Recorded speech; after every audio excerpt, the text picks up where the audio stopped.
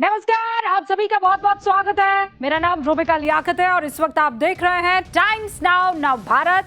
8:50 हो चले हैं और न्यूज की पाठशाला में आपका दाखिला हो चुका है।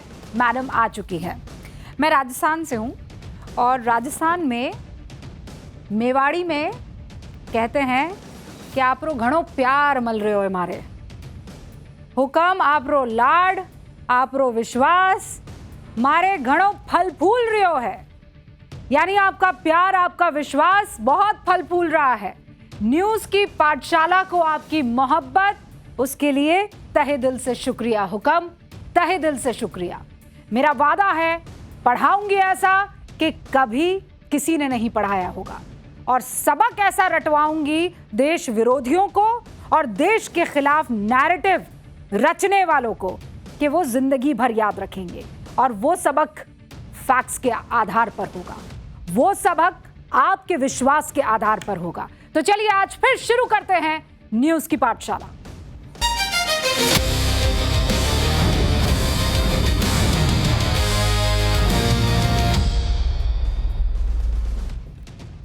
सबसे पहले आपको बता दूं न्यूज की पाठशाला में आज आपके लिए कौन कौन से सब्जेक्ट्स लेकर आई हूं और क्लास किस किस की लगने वाली है।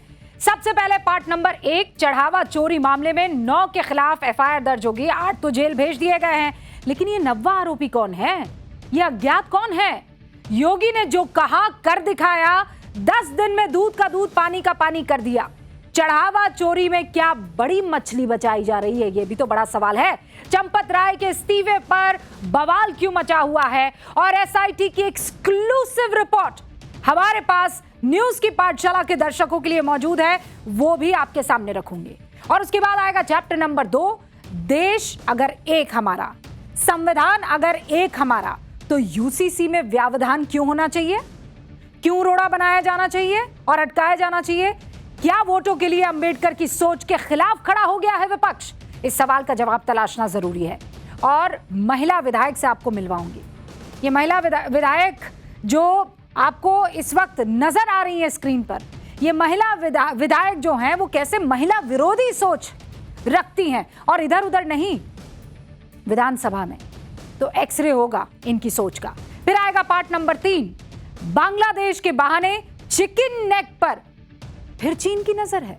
Rafale, S-400, BrahMos, north east के लिए भारत की गजब की तैयारी है, वो भी आप जानकर खुश हो जाएंगे। और फिर कैसे पत्थर हो गए रिश्ते, मर गई इंसानियत, जल्लाद बेटा हमने कहा गिरफ्तार करो तो हुआ भी, लेकिन मिल गई उस जल्लाद बेटे को जमानत। तो कहां चूक हो रही है हमारे सिस्टम से और हमारे कानून में, ये आपको बताने वाले हैं। और फिर वो सेगमेंट जो आजकल बड़ा वायरल हो रहा है, सोचा है कभी। अंत में हमारा ये स्पेशल सेगमेंट जिसमें आपको बताएंगे ये मोबाइल चार्जर आप प्लग करके ऑन छोड़ देते हैं ना, भूल जाते होंगे आप लोग भी। हाँ मुझे पता है, आप लोग भी प्लग डालकर और मोबाइल चार्ज करने के बाद मोबाइल तो हटा देते हैं, ना बत्ती बंद करते हो उसकी और ना प्लग से निकालते हैं। पता है आपको इससे जेब कितनी कटती है? सोचा है कभी? आपको बताएंगे, लेकिन पहले दिन भर का रिवीजन आपके साथ।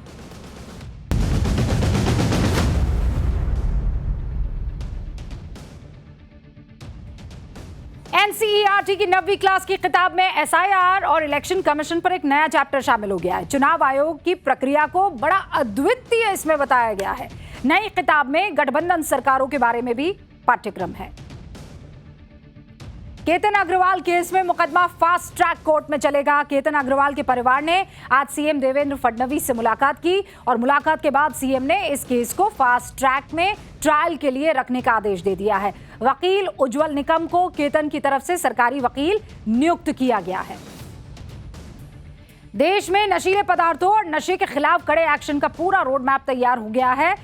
एनकॉड ने बैठक में गृह मंत्री अमित शाह ने यह कहा कि नशे के खिलाफ मिलकर हमें लड़ाई लड़नी होगी। विकसित भारत के साथ नशा मुक्त भारत भी हमारा टारगेट है।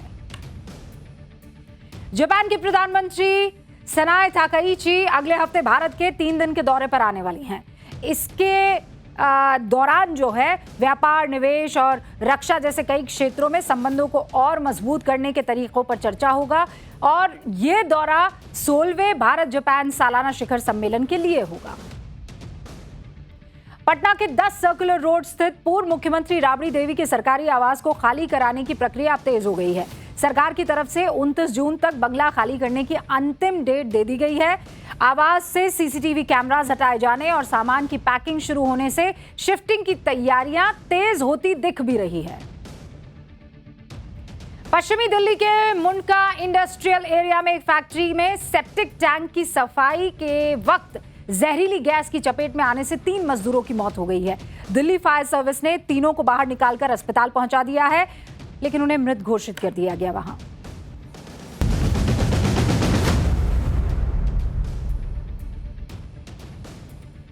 तो दिन भर के रिवीजन के बाद न्यूज की पाठशाला में आज सबसे पहले सब्जेक्ट पॉलिटिकल साइंस वाला, जिसमें आपको बताऊंगी चढ़ावा चोरी के मामले में 9 के खिलाफ एफआईआर, 8 को जेल और ये 9वां आरोपी कौन है। योगी ने जो कहा कर दिखाया। अब पॉलिटिक्स यहां पर चरम पर। 10 दिन में, ये पहले कहा था ना अभी कि दूध का दूध पानी का पानी कर देंगे, क्या हो गया। और चाचा, भतीजा, जीजा, साला, दोस्त, यार सब के सब जेल गए। 40 दिन में 70 बार चढ़ावा चोरी हुआ है। और चढ़ावा चोरी में क्या बड़ी मछली को बचाया जा रहा है। चंपत राय ने आज इस्तीफा तो दे दिया, लेकिन बवाल अभी भी मचा हुआ है। और आप लोग ये समझ लीजिए, 40 दिन में 70 बार रामलला का चढ़ावा चोरी हुआ। कितनी बार हुआ? 70 बार। यानी अगर मैं इसका एवरेज निकालूं, राउंड अप करने की कोशिश करूं, तो एक दिन में 2 बार चढ़ावा चोरी हो रहा था। एक दिन में 2 बार। सुनकर शौक लग जाए किसी को भी। लेकिन एसआईटी की जांच में यह बड़ा खुलासा हुआ है। और एसआईटी की जांच में आज ऐसे ऐसे खुलासे हुए हैं कि आप सुनकर हिल जाएंगे। एक्सक्लूसिव रिपोर्ट है टाइम्स नाउ नव भारत के पास, और इस रिपोर्ट में क्या क्या है मैं आगे आपको बताऊंगी। लेकिन अभी आपको दिखाती हूं कि रामलला का चढ़ावा चोरी करने के आरोप में आज दिन भर हुआ क्या क्या है। हो सकता है आप लोग बिजी रहे हों, छोटा मोटा आपने अपने मोबाइल में देख लिया हो, लेकिन अभी मैं आपको कंप्लीट अपडेट दे देती हूं। ठीक है, तैयारी पूरी आपकी। सबसे पहले तो टिन्नू यादव की गैंग चढ़ावा चोरी कैसे करती थी, इसका मोडस ऑपरेंडाई आपके सामने रख रही हूं। बहुत तरीके से, शातिराना तरीके से ये लोग चोरी करते थे। आज चढ़ावा चोरी के सभी 8 नामजद आरोपियों को जेल में भेज दिया गया। और ये जो आरोपी हैं, इन्होंने बताया कि करते क्या थे। अयोध्या की स्पेशल कोर्ट ने सभी आरोपियों को सोमवार तक के लिए न्यायिक हिरासत में भेज दिया है। चढ़ावा चोरी मामले में कल शाम 9 आरोपियों के खिलाफ एफआईआर दर्ज हुई थी और हमने आपको यह खबर बताई थी। अब ये 9वां आरोपी अज्ञात है, इसीलिए सस्पेंस अभी बना हुआ है कि ये 9वां आरोपी भैया है कौन। इधर ट्रस्ट के कर्ता धर्ता चंपत राय ने और अनिल मिश्रा ने अपने पद से इस्तीफा दे दिया। आज की ये सबसे बड़ी खबर रही। और अब तक की जांच में यह पता चला है कि इस साल 27 अप्रैल से 5 जून तक, यानी 40 दिनों में, 27 अप्रैल से 5 जून, तारीख गिन लीजिए, 27 अप्रैल से 5 जून तक यानी 40 दिनों में 70 बार चढ़ावा चोरी किया गया। और यह चढ़ावा चोरी गैंग, इसका मुखिया टिन्नू यादव और बगल में था उसके सुभाष श्रीवास्तव, इन दोनों का नाम सामने आ रहा है। सभी 8 आरोपियों के पास से अब तक 79,85,000 रुपए बरामद हुए हैं। कितने? 79,85,000 रुपए बरामद हुए हैं अभी तो केवल। एसआईटी की टीम ने 15 जून को चढ़ावा चोरी मामले की जांच शुरू कर दी थी और 10 दिन के अंदर अंदर आरोपियों को जेल के अंदर पहुंचा दिया गया। सीएम योगी अभी 7 दिन पहले जब अयोध्या गए थे, तब उन्होंने भरे मन से यही दावा किया था कि 15 दिन के अंदर दूध का दूध पानी का पानी हो जाएगा, और हो गया है। सरकार की एसआईटी की जांच में 90 दिन एफआईआर दर्ज हुई। 10वें दिन सभी 8 नामजद आरोपियों को जेल में ठूस दिया गया। 9वां अभी अज्ञात है। लेकिन अखिलेश यादव शायद इस कार्रवाई से खुश नहीं है। उन्होंने शायराना अंदाज और इशारों में कहा, क्या कहा? वो क्या करेंगे दूध का दूध और पानी का पानी, वो क्या करेंगे दूध का दूध पानी का पानी, लालच ने मार दिया है जिनकी आंखों का पानी। अखिलेश यादव ने आगे लिखा है कि वैसे पता नहीं लोग ये क्यों पूछ रहे हैं कि अयोध्या से गोरखपुर कितनी दूर है। अखिलेश यादव को सीएम योगी ने उसके बाद तगड़ा जवाब दिया। अब उस जवाब को भी आप सुन लीजिए। और अयोध्या के बारे में जो कदपे समाचार मिल रहे थे, हमने कहा था एसआईटी गठित की गई है।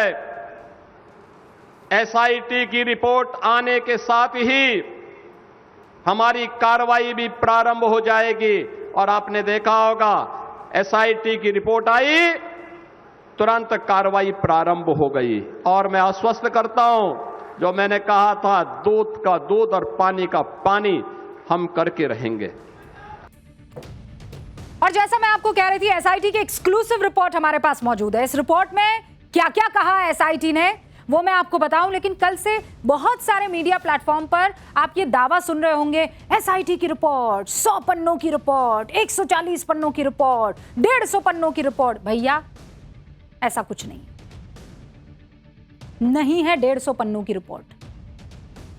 चढ़ावा चोरी की जांच पर एसआईटी की रिपोर्ट केवल 20 पन्नों की है, केवल 20 पन्नों की। और उस 20 पन्ने में बहुत चीजें क्लियर दिख रही हैं। ना 150 पन्ने हैं, ना 120 पन्ने हैं, केवल 20 पन्ने हैं। और इस पन्ने में क्या क्या है वो भी आपको बता दूं।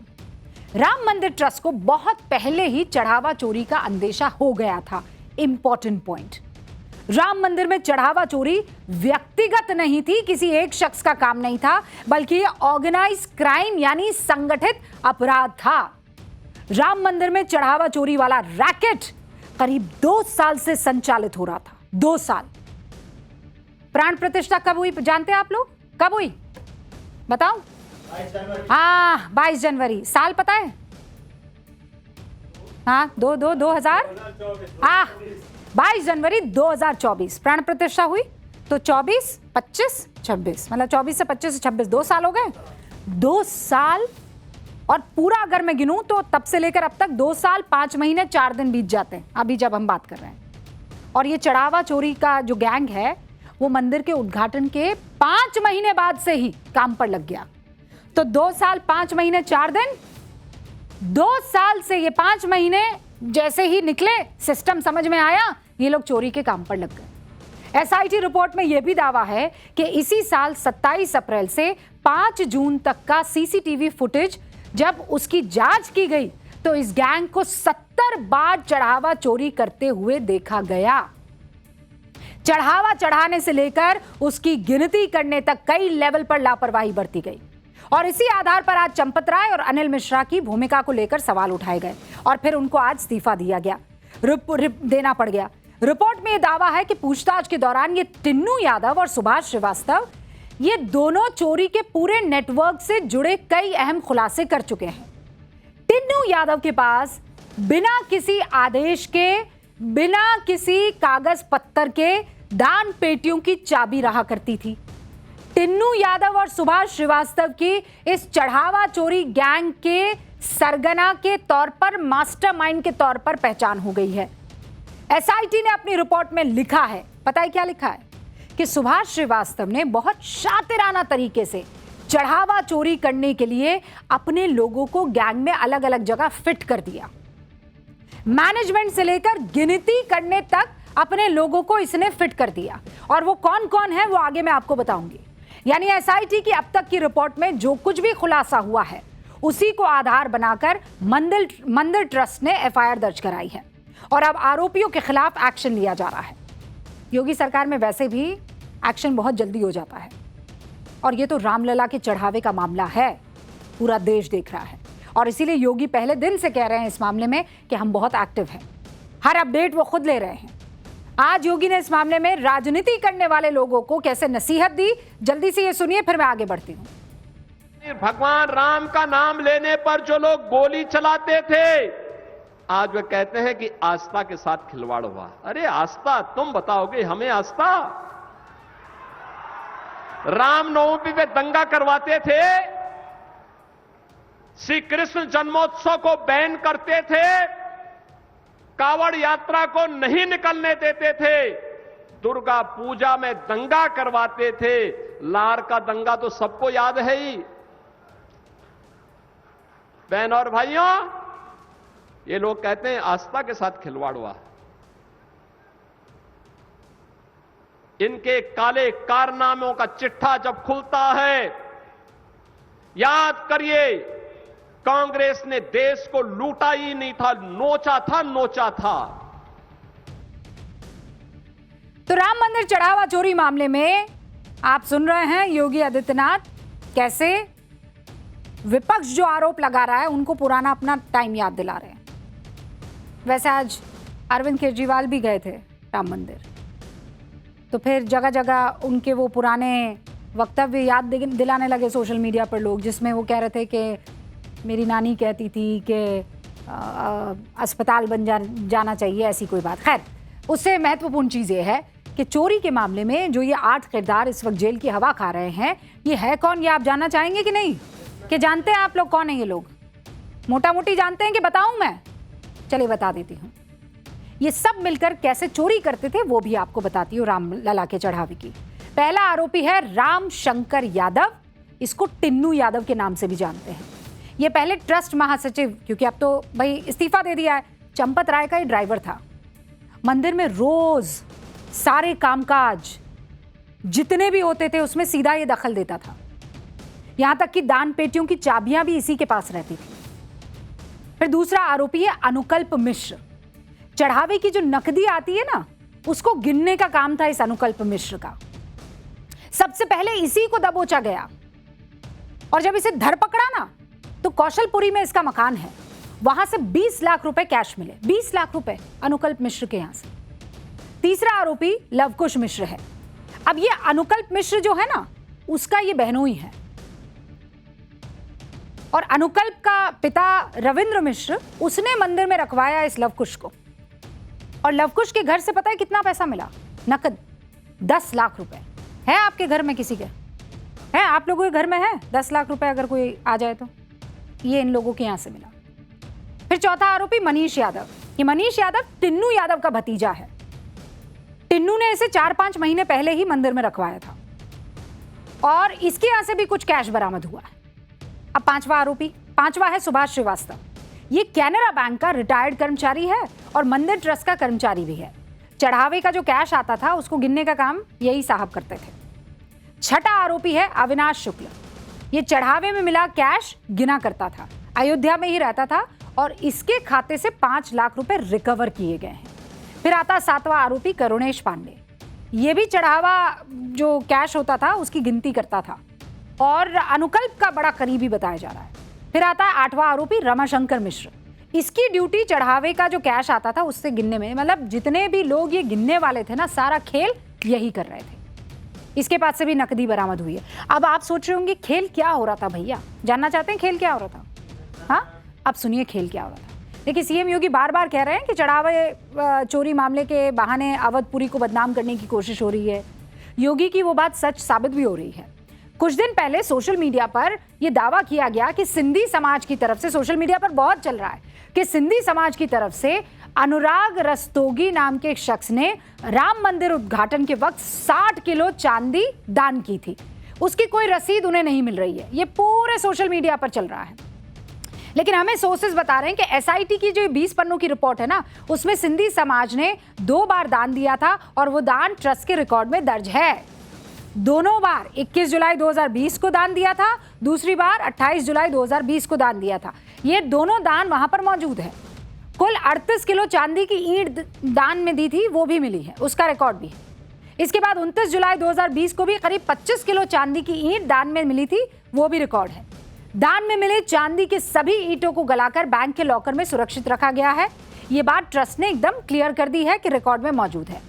यानी अनुराग रस्तोगी ने जो चांदी दान दी थी उसका रिकॉर्ड मौजूद है और वो चांदी भी मौजूद है। इसीलिए सीएम योगी ने आज फिर लोगों से अपील की है कि दुष्प्रचार ना करें, उससे बचे और अगर कोई सबूत आता है तो वो एसआईटी को सौंप दे।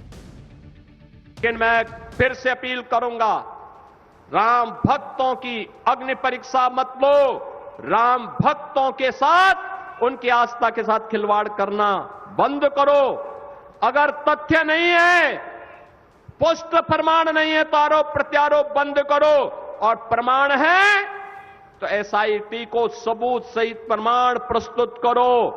एसआईटी की सिफारिश के अनुरूप सरकार कार्रवाई को आगे बढ़ा रही है। तो भाई अब वो बात जिसके बारे में आप सब जानना चाहते थे कि भैया ये लोग चोरी करते कैसे थे। ये टिन्नू यादव गैंग हर दिन चढ़ावे के लाखों रुपए उड़ा कैसे देता था। एसआईटी की जांच में इससे पर्दा हट गया है। चढ़ावा चोरी करने में टिन्नू एंड पार्टी की मॉडस ऑपरेंडाई सुनिए आप क्या थी।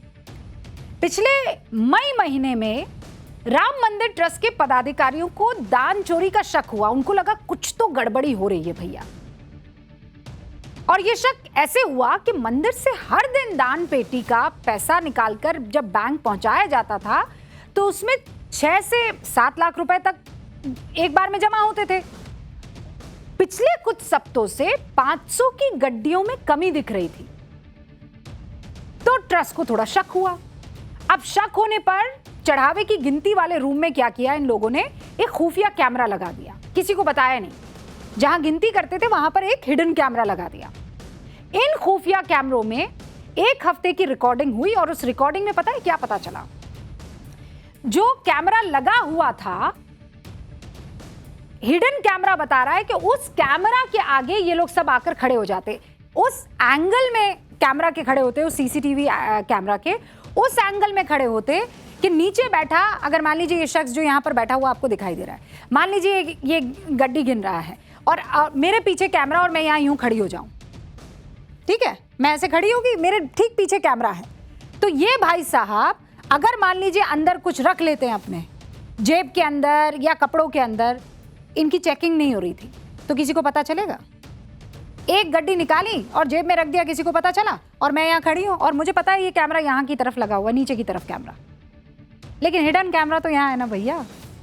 हिडन कैमरा लगा था यहाँ, वो कैमरा लगा था यहाँ पीछे, यहाँ तो मैं खड़ी होगी, यहाँ नहीं खड़ी हूँ ना, यहाँ से सब पकड़ में आ गया। पूरा उसी वक्त खेल समझ में आ गया। इनकी करतूत सब सीसीटीवी में कैद हो गई। अच्छा, एक यही तरीका नहीं था, एक और तरीका था। एक और तरीका क्या था? ये गड्डी जो होती है इसको आप पूरा थोड़ी गिनने बैठते हैं। मान लीजिए आपके पास लाखों रुपए आ रहे हों, और अल्लाह करे, भगवान करे आपके पास लाखों रुपए रोज आए, लेकिन लाखों रुपया अगर आपके पास रोज आएगा तो आप बैठते थोड़ी गिनेंगे 100 रुपए, 200 रुपए, 300 रुपए, 400 रुपए। पूरी की पूरी गड्डी देखकर समझ जाएंगे ना कि भाई इतना रुपया है इसमें, ठीक है। तो ये क्या करते थे, उस गड्डी में कुछ एक्स्ट्रा रुपए रख लेते थे। मतलब 500 की गड्डी है मान लो, उस 500 की गड्डी में 5000 की वो गड्डी है तो 5700 रुपए रख लेते थे। 50,000 रख लेते और 5000 उसमें से निकाल लिए जाते। तो वो जो गड्डी थी उसमें एक्स्ट्रा 5-10 नोट रख लिए जाते थे, और जब आप बैंक पहुंचते थे कैशियर क्या करता था, वो रसीद कटती थी। कैशियर वो रसीद देखता था कि अच्छा ये इतनी गड्डियां, इतने इतने रुपए की गड्डी है। ऊपर के जो नोट थे वो ये रास्ते में ही निपटा लेते थे, और इसीलिए ये सब कुछ क्रिस्टल क्लियर हो गया। राम मंदिर के चढ़ावा में कई तो ऐसे थे जब बैंक जाते तो आधा उसमें से अपने ही अकाउंट में जमा भी करा देते। उसमें से एक शख्स है, और अब कुछ और नाम सामने आएंगे। कहते हैं पॉलिटिक्स में सारा खेल जो होता है वो टाइमिंग का होता है। मतलब सही टाइम पर सही मूव, सही बयान, सही फैसला, यही राजनीतिक कामयाबी दिलाता है। अरविंद केजरीवाल को लगा यहां पर ऐसा कुछ हो सकता है, और इसीलिए टाइमिंग देखिए आप अरविंद जी की। आज अयोध्या पहुंच गए, रामलला के दर्शन किए, फिर हनुमानगढ़ी गए। उसके बाद जिस काम के लिए वो अयोध्या आए थे, दर्शन किया, और उसके बाद पॉलिटिक्स भी। चढ़ावा चोरी को लेकर अरविंद केजरीवाल ने अयोध्या में बैठकर कई आरोप लगाए। उन्होंने कहा जिन 8 लोगों को फंसाया गया है वो तो छोटी मछली है, बड़ी मछली को बचाया जा रहा है। केजरीवाल के अयोध्या दौरे पर आज सीएम योगी ने फिर निशाना साधा। उन्होंने कहा केजरीवाल अयोध्या आए हैं तो देख लें कि अगर उन्होंने 15 साल में दिल्ली को अयोध्या की तरह चमकाया है कि नहीं। आज उनका ये हाल नहीं होता अगर चमका दिया होता। हालांकि केजरीवाल का उन्होंने नाम नहीं लिया है। कैसे कहा, आप उसे सुनिए। एफआईआर जो हुई है वो केवल एक दिखावा है, एक छलावा है। 8 छोटे छोटे कर्मचारियों को गिरफ्तार किया गया है। इतने दिनों से जो घोटाला चल रहा था, जाहिर तौर पे इतने दिनों से घोटाला कोई छोटे छोटे कर्मचारी नहीं कर रहे थे, इसके तार बहुत ऊपर तक जुड़े हुए हैं। दिल्ली से भी एक सज्जन वहां आए हैं आज, और मैं उनसे भी कहना चाहूंगा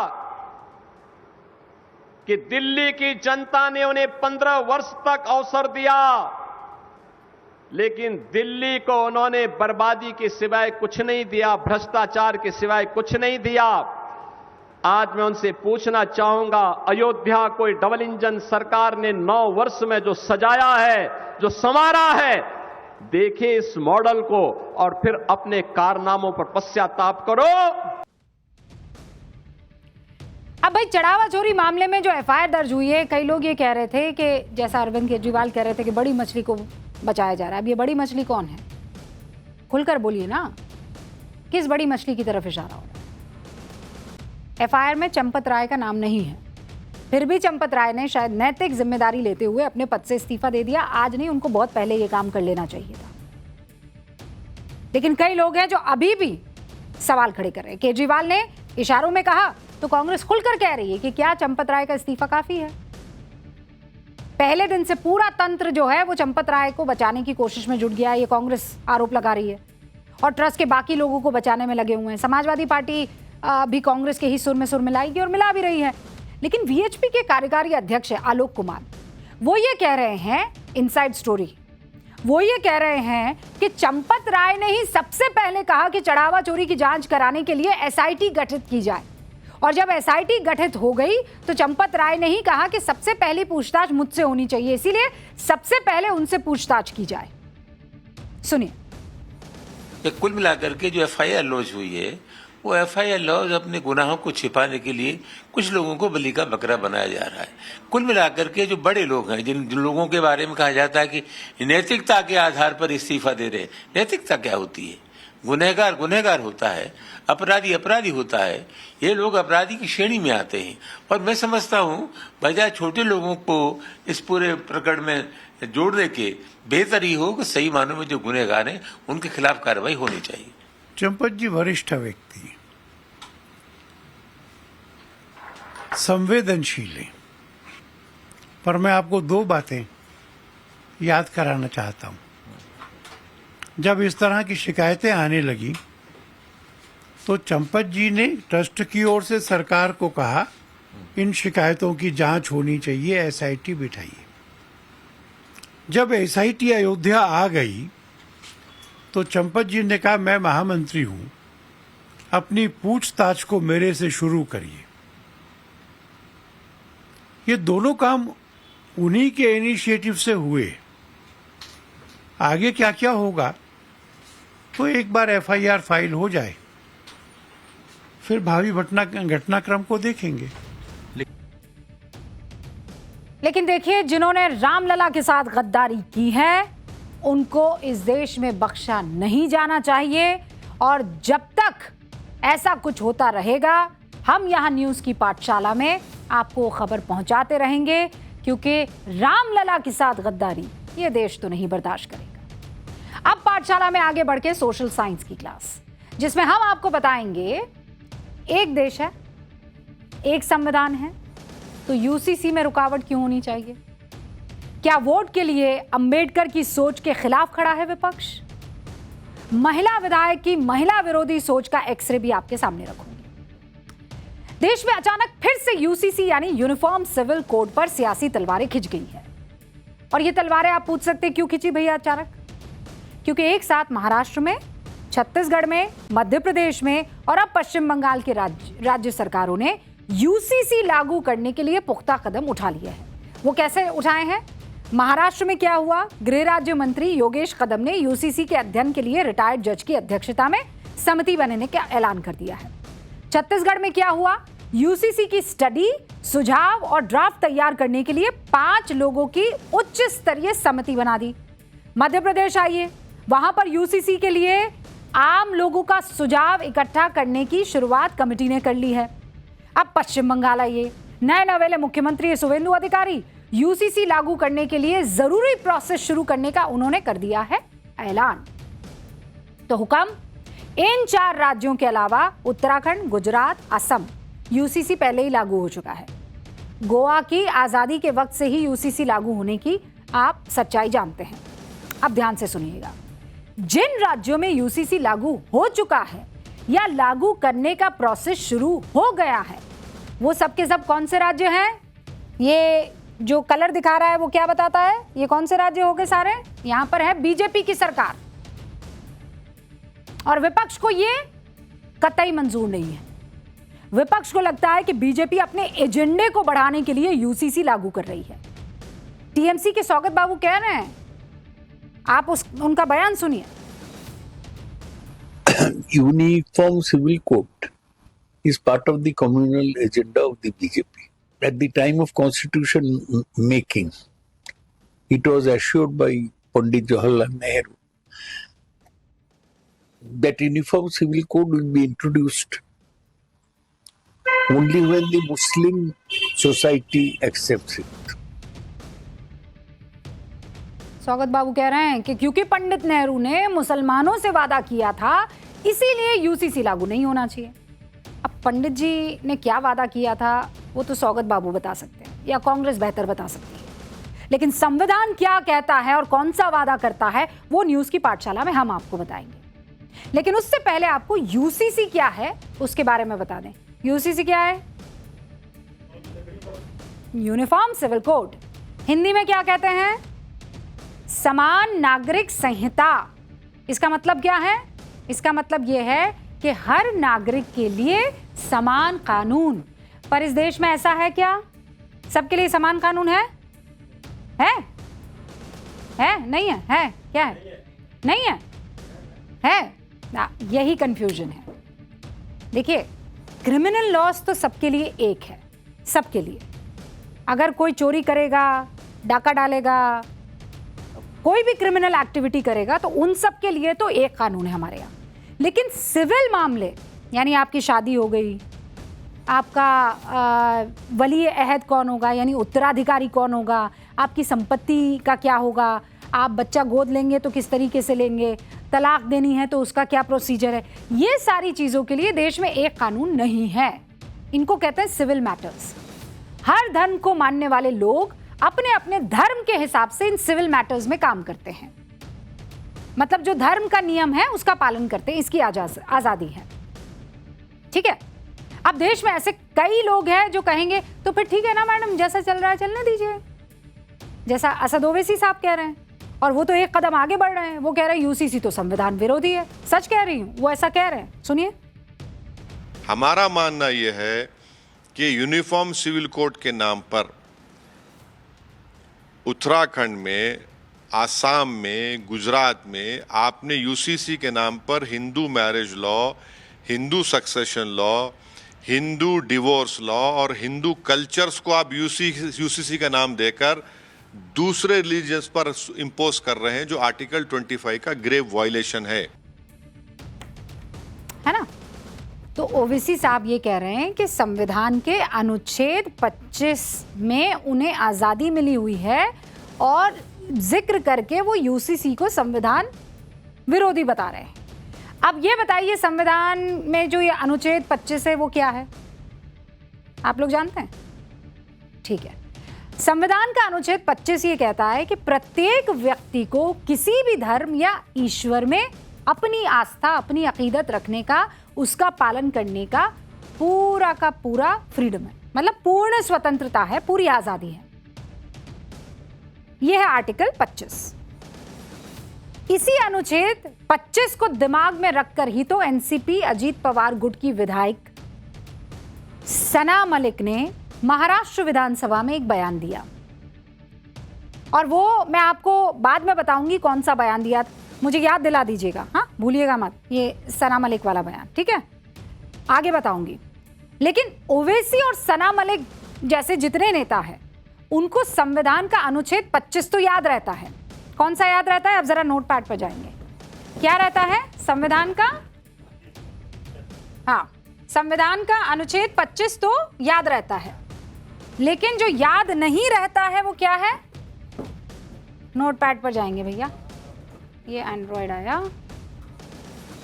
ये बोर्ड बाबू को अब हम समझ गए हैं, अब हमारी बात सुन लेते हैं।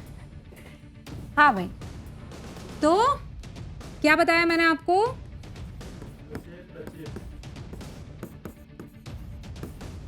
अनुच्छेद 25, इसी का हवाला बार बार दिया जाता है कि हमें अपने धर्म का पालन करने की इजाजत है। लेकिन मैं आपसे ये पूछती हूं,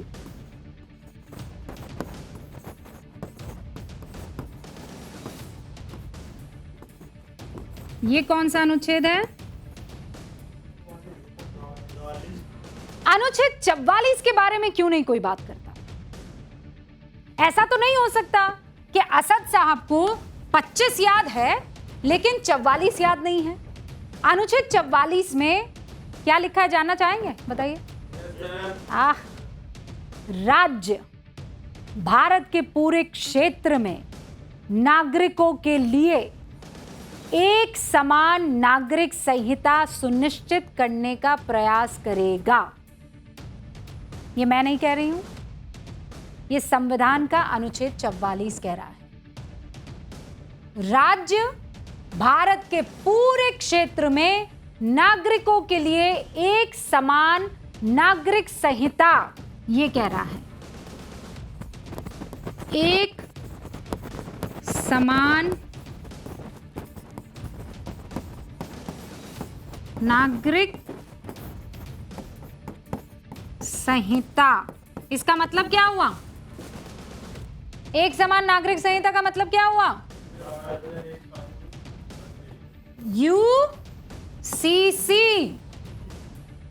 यूसीसी के बारे में कोई और नहीं, अनुच्छेद 44 हमारे संविधान का कह रहा है। क्लियर बात है।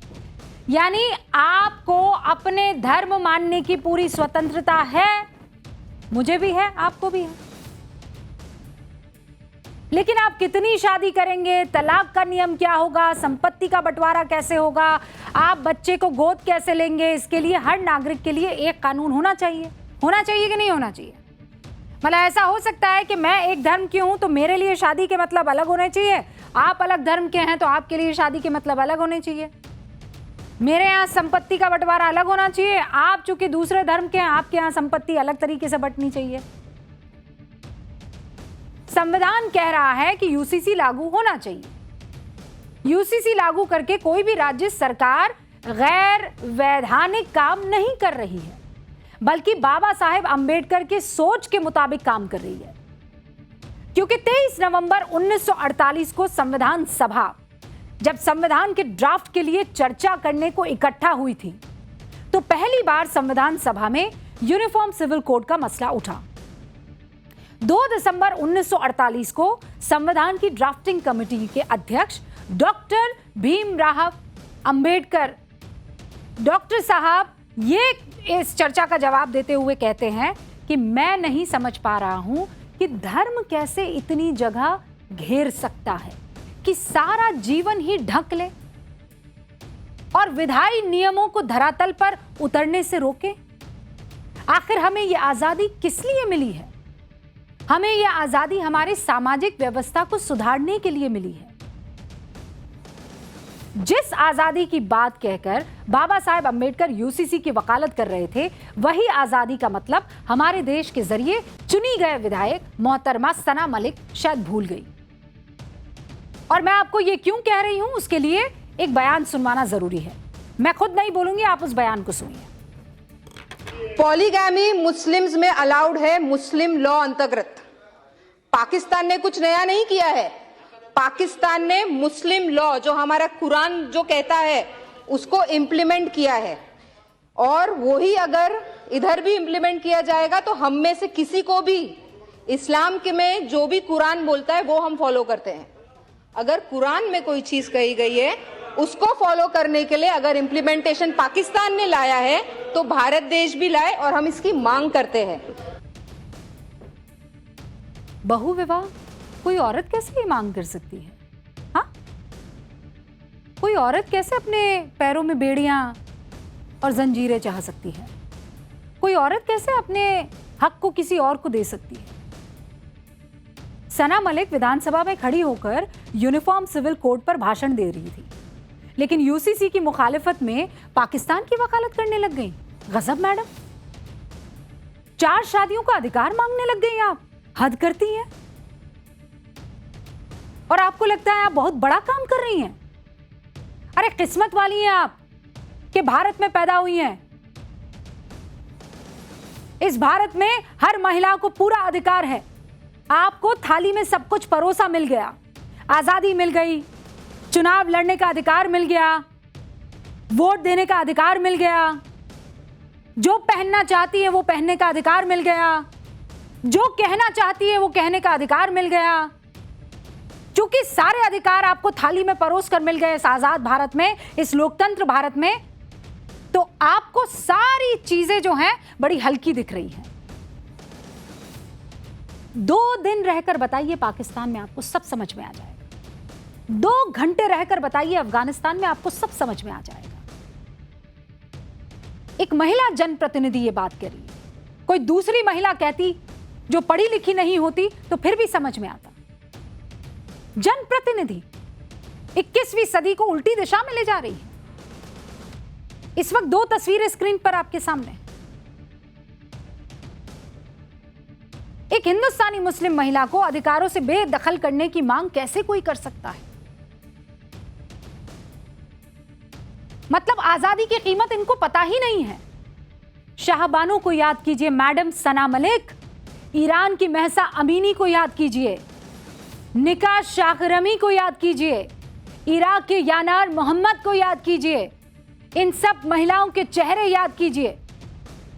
बगैर मर्जी के थोपे गए धार्मिक रीतियों की शक्लें हैं ये। मुस्लिम महिलाएं 3 तलाक जैसी कुप्रथा के खिलाफ लड़कर जीती हैं, और आप कहती है 4 शादियों के दलदल में चलो, मिलकर सखियों कूद जाते हैं।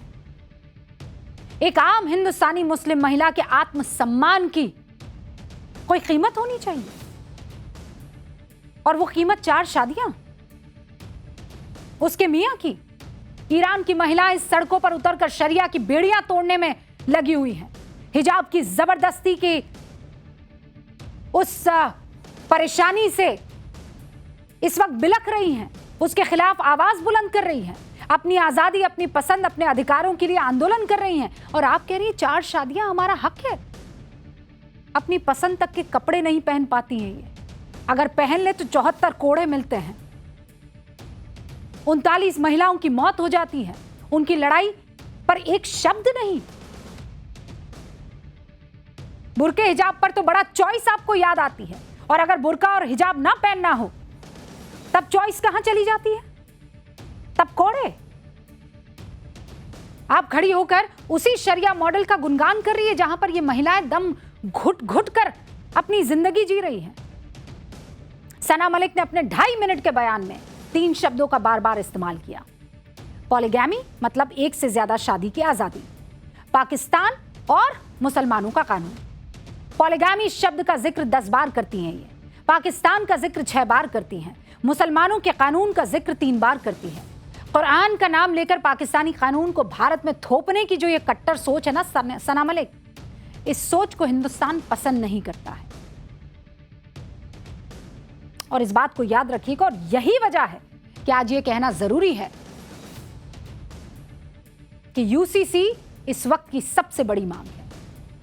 भारत में रहने वाले ही कभी कभी ये भूल जाते हैं कि ये देश संविधान से चलता है। अब सोचिए ना, कल अगर हर समुदाय कहे कि हमारे धार्मिक नियमों के हिसाब से देश के कानून बनने चाहिए, हाँ, कल को बिस्वा कहे कि नहीं मेरे धर्म का कानून मेरे हिसाब से चलना चाहिए देश, कल को रवि कहे कि मेरे हिसाब से चलना चाहिए, हाँ, दीपेंद्र और राजा कहे कि मेरे हिसाब से चलना चाहिए, बुलेट कहे नहीं मेरे धर्म के हिसाब से चलना चाहिए, रूबिका लियाकत कहे नहीं नहीं भैया मेरे धर्म के हिसाब से चलना चाहिए। यही वजह है यूसीसी यानी यूनिफॉर्म सिविल कोड जरूरी है।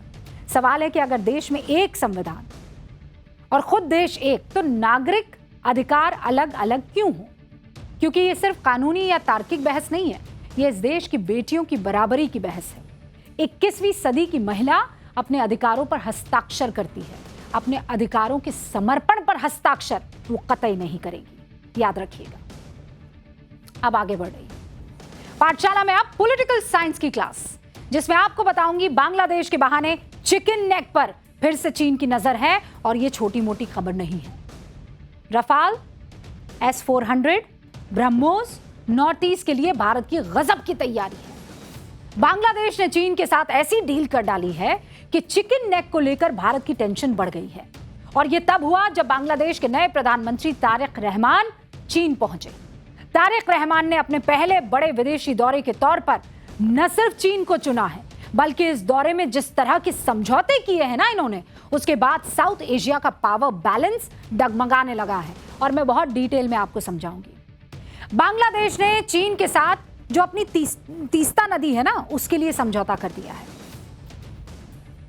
जो मोंगला पोर्ट है उसके लिए भी भारत का साथ छोड़कर उसने चीन का साथ दे दिया है।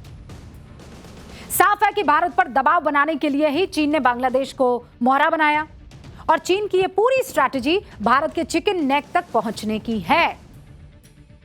चिकन नेक का सीधा मतलब क्या है? चिकन नेक का मतलब क्या हुआ? रवि बताओ जल्दी। चिकन नेक का मतलब क्या हुआ? चिकन क्या? मुर्गा। नेक मतलब गर्दन। मुर्गे की गर्दन कैसी होती है? अरे टेढ़ा नहीं भैया, पतला सा होता है, पतली सी गर्दन होती है। यहां इसका मतलब मुर्गे की गर्दन है, यानी चोक पॉइंट। दो जगह एकदम खुली खुली है और फिर वो उसे बॉटल नेक भी कहते हैं। बहरहाल तो ये वो कॉरिडोर है, वो रास्ता जो भारत के 8 उत्तर पूर्वी राज्यों को देश के बाकी हिस्सों से जोड़ता है। अब मैं जरा आपको समझाती हूँ कैसे। ठीक है, ओके है हाँ ठीक है। अब जरा ये देखिए, ये वाला जो इलाका आपको इस वक्त दिखाई दे रहा है, ठीक है, ये नेपाल आ गया और ये चीन आ गया और ये भारत के बाकी जो 7 सिस्टर्स है ना, ये वो वाला इलाका है। ठीक है, तो ये है वो चिकन नेक। अब इसकी जो चौड़ाई है ना, वो चौड़ाई कितनी है? 22 किलोमीटर की। 22 किलोमीटर की चौड़ाई है और इसकी जो लंबाई है वो कितने की है? ये है 200 किलोमीटर। और ये है वो तीस्ता नदी, देख रहे हो आप, यहां से होते हुए जो आ रही है। अब यहां कहीं वो इलाका है जहां पर चीन को कहा है कि भाई हमारे तीस्ता नदी में बड़ा गादा और बड़ी मिट्टी और वो सब जो है आ रहा है, तो आप इधर आकर, मतलब चीन इधर आए और यहां पर इस नदी को ठीक ठाक करे, अपने कंट्रोल में ले ले। इस कॉरिडोर में बिहार का कुछ हिस्सा भी आता है, किशनगंज का इलाका है, और पश्चिम बंगाल का भी कुछ हिस्सा आता है, जिसमें उत्तर दिनाजपुर, जलपाईगुड़ी और सिलीगुड़ी का इलाका है। ठीक है, अगर इस कॉरिडोर पर अटैक हो जाता है तो भारत के बाकी हिस्सों का जो कनेक्शन है इन 8 सिस्टर्स से, वो टूट जाएगा। नॉर्थ ईस्ट से कनेक्शन पूरी तरीके से कटने का सीधा खतरा बढ़ जाता है। अब इसी चिकन नेक कॉरिडोर के बिल्कुल करीब से होकर ये तीस्ता नदी जाती है। ठीक है, इसको जरा क्लियर करना है, क्लीन करें।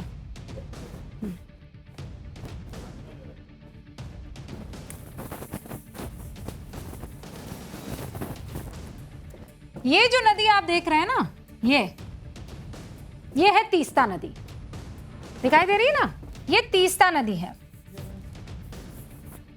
अब ये जो तीस्ता नदी है, थोड़ा सा पेन का वो बढ़ाती हूं मैं। हाँ, तो अब क्या चाह रहा है बांग्लादेश? बांग्लादेश चाह रहा है कि आप भैया इस वाली साइड आ जाइए, इस इलाके में, और यहां पर आकर आप इस नदी का ख्याल रखना शुरू कर दीजिए। ठीक है, अब यहां अगर चीन आ जाएगा तो चिकन नेक कितना दूर रहेगा? अब वो दूसरा वाला ग्राफिक जरा इस पर डालिए। ठीक है, दूसरा वाला ग्राफिक डालेंगे तो लोगों को ज्यादा अच्छे से समझ में आएगा। तीस्ता नदी जो गुजरती है बांग्लादेश में, उसके बाद वो चली जाती है, और जिस पॉइंट पर तीस्ता नदी बांग्लादेश में पहुंचती है, वहां से कौन सी चीजें शुरू हो जाती है? वहां से सिलीगुड़ी यानी चिकन नेक की दूरी जो है वो करीब 100 किलोमीटर हो जाती है। ये रहा, ये देख रहे हैं आपको, ये बांग्लादेश है, ये बांग्लादेश है, ये हमारा चिकन नेक का इलाका है। ठीक है, अब यहां पर वो कह रहा है कि आकर आप अपना डेरा जमा लो, और ये कितना दूरी पर है?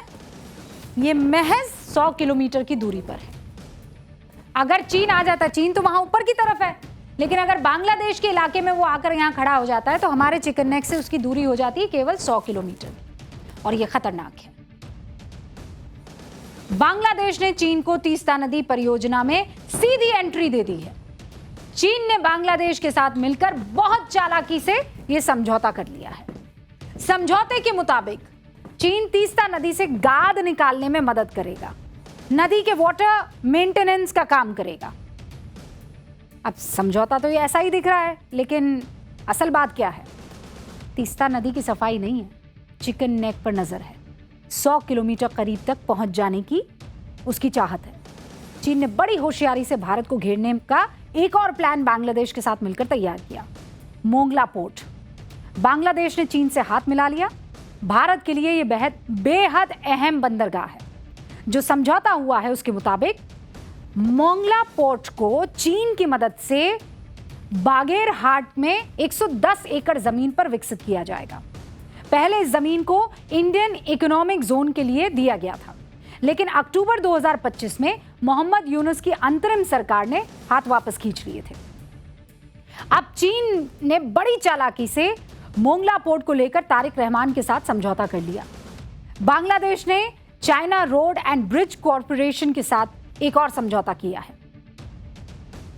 अब अगर आप ये सोच रहे हैं कि भारत के लिए तो ये बहुत ही मुश्किल की घड़ी आ गई, फिर तो असम के सीएम हिमंत बिस्वा शर्मा ने एक ट्वीट किया है, उसे देखिए। सीएम हिमंता ने बांग्लादेश के एक तस्वीर ट्वीट करते हुए लिखा है कि बांग्लादेश के पास भी अपने 2 चिकन नेक है और दोनों से कहीं ज्यादा असुरक्षित है ये दोनों हमारे वाले से। उन्होंने लिखा, पहले चिकन नेक जो है वो 80 किलोमीटर लंबा नॉर्थ बांग्लादेश कॉरिडोर है। यहाँ कोई भी रुकावट पूरे रंगपुर डिवीन को बांग्लादेश से बाकी हिस्सों से पूरा अलग कर सकती है। और दूसरा 28 किलोमीटर लंबा चटगांव कॉरिडोर है जो दक्षिण त्रिपुरा से बंगाल की खाड़ी तक जाता है। ये कॉरिडोर बांग्लादेश की आर्थिक राजधानी और राजनीतिक राजधानी के बीच एकमात्र संपर्क मार्ग है। तो बांग्लादेश ये ना समझे कि चीन को लाकर उसके दिन मीठे मीठे हो गए हैं। हमें पता है चीनी कम करना। इस ट्वीट का सीधा मतलब है कि भारत भी हाथ पर हाथ रखकर नहीं बैठा है। भारत के हाथ पहले ही बांग्लादेश की गर्दन पर है। दूसरी तरफ पीएम मोदी ने चिकन नेक को पहले ही अभेद किला बना दिया है। अगर बांग्लादेश की मदद से चीन ने चिकन नेक की तरफ देखने भर की हिम्मत की तो भारत ने भी गर्दन दबोचने की तैयारी कर रखी है। अतिशयोक्ति नहीं है। भारत का त्रिशक्ति कोर, जिसका मुख्यालय सिलीगुड़ी के पास सुकना में है, वो सिलीगुड़ी कॉरिडोर की सुरक्षा देखता है।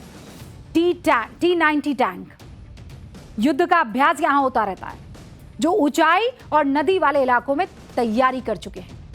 इंडियन एयरफोर्स का हाशिम आरा बेस चिकन नेक के बेहद करीब है, बांग्लादेश बॉर्डर से सिर्फ 80 किलोमीटर की दूरी पर।